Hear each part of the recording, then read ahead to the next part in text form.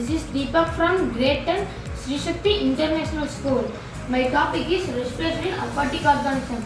In that I have chosen 4 types. First, namely aquatic plants.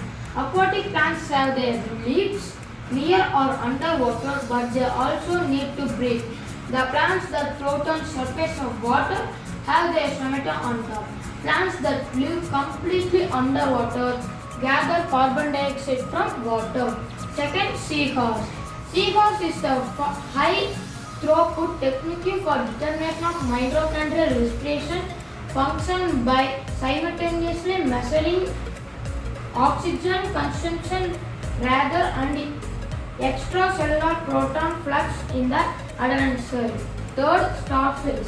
Respiration or gas exchange occurs in 2 locations of starfish. The first occurs is through the thin skin on the ends of the tube feet. Gas exchange also occurs in the diurnal gills or oblines. Finally, fish. During the process of respiration, the fish intake HO2 through its mouth and passes it over the gills.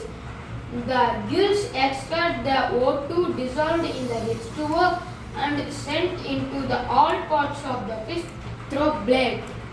That's all. Thank you.